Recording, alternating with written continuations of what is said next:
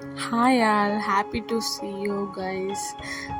என்னோடய last vlog பார்த்துருந்தீங்கன்னா நான் வந்து சர்ப்ரைஸ் விசிட்டு அம்மா வீட்டுக்கு போயிட்டுருக்கேன்னு சொல்லியிருந்தேன். எதுக்காக அப்படின்னா என்னோடய நெக்ஸ்ட் vlog பாருங்கள் அப்படின்னா இதுக்காக தாங்க. ஆமாங்க, அம்மாவோட ஊரில் கும்பாபிஷேகம். ஸோ அதனால் தீர்த்தம் எடுக்கிறதுக்காக கும்பாபிஷேகத்துக்கு முந்தின நாள் நாங்கள் வந்து மோகனூராத்துக்கு போயிட்டுருக்கோம். போகிறப்ப பயங்கர ஃபன்னுங்க, பயங்கர ஜாலியாக இப்போ எல்லோரும் பசங்க எல்லோரும் வைப் பண்ணி போயிட்டுருந்தாங்க. ட்ரம்ஸ் எல்லாம் வேறு வச்சு பயங்கரமாக டான்ஸ் ஆடிட்டு இருந்தாங்க. மோகனூராத்துக்கு வந்துட்டோம். வந்துட்டு வெயில் ரொம்ப சம்மர் டைம்ன்றதுனால தண்ணி ரொம்ப உள்ளே இருந்துச்சு. அதனால வந்து தண்ணியை தேடி ஊரே படையெடுத்து போயிட்டு இருந்தவங்க.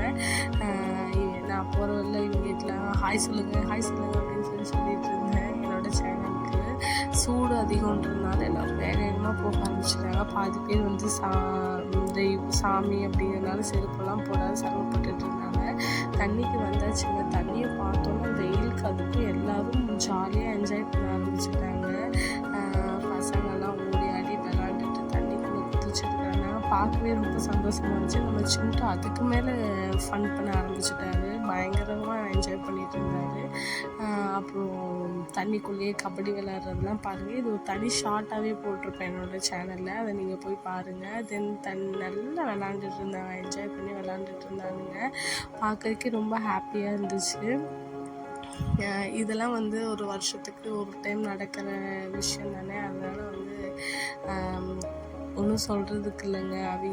அவங்க வேலை ஜாலியாக என்ஜாய் பண்ணிகிட்ருப்பாங்க. நல்லா இருந்துச்சு பார்க்கறதுக்கே, சரியான வைப்பாக இருந்துச்சு. அதுக்கப்புறம் டைம் ஆனதுனால நாங்கள் தீர்த்தம் எடுத்துகிட்டு கரைக்கு வந்துட்டோங்க. வந்தோன்னே இந்த சைடு வேறு ஒரு கேங் சின்ட்டு டான்ஸ் ஆட வைக்கிறதுக்கு ட்ரை பண்ணிகிட்டு இருந்தாங்க. அவரும் ஏதோ ட்ரை பண்ணினார். ட்ரம்ஸ் கூட சேர்ந்து லைட்டாக வைப் பண்ணிட்டு இருந்தார் சின்ட்டு. உடனே டைம் ஆகிடுச்சு அப்படின்னு சொல்லி அப்போவே சொல்லிட்டு இருந்தாங்க. நாங்கள் அதனால் இந்த ஃபார்மாலிட்டிஸ் எல்லாம் முடிச்சுட்டு கரையிலேருந்து கிளம்பிட்டோங்க தீர்த்தத்தை எடுக்கிறது. எங்கள் பாப்புக்கிட்டிங்க போகிறாங்க. தீர்த்தம்லாம் எடுத்து முடிச்சுட்டு கிளம்பிட்டோம். வெயில் தான் ரொம்ப ஹெவியாக இருந்துச்சு. ஆனால் அது வெயிலையும் பொருட்படுத்தாத நம்ம பசங்கள்லாம் பயங்கரமாக என்ஜாய் பண்ணிகிட்டு இருந்தாங்க. இங்கே பாருங்கள், ஒரு சில விஷயம்லாம் நல்லா நோட் பண்ணிங்கன்னா உங்களுக்கு தெரியும். அதெல்லாம் நான் சொல்கிறதுக்கு எதுவும் எப்படி தான் அப்படிலாம் யோசிக்கிறாங்களோ அப்படின்ற மாதிரி இருக்கும். பசங்க பயங்கரமாக பைக் ஓட்டிகிட்டு சவுண்ட் விட்டுக்கிட்டு பயங்கரமாக என்ஜாய் பண்ணிட்டு இருந்தாங்க. பார்க்கவே நல்லா ஜாலியாக சிரிச்சுக்கிட்டே வந்துட்டுருந்தோம். நாங்கள் வேறு லெவலில் இருந்துச்சுங்க பார்க்குறதுக்கு. அதுவும் இல்லாத நம்ம என்ன தான் வந்து வெளிநாடுலாம் செட்டில் ஆனோம்னா கூட உள்ளூர் திருவிழாங்கிறதுக்கு வந்து அது வேறு லெவலில் இருக்கும். ஆக்சுவலாக ½ அன் ஹவரில் போக வேண்டிய ஊருக்கு ஒரு 4 hours கிட்ட ஸ்டாப் பண்ணி டான்ஸ் ஆடிட்டு இருந்தாங்க பசங்க.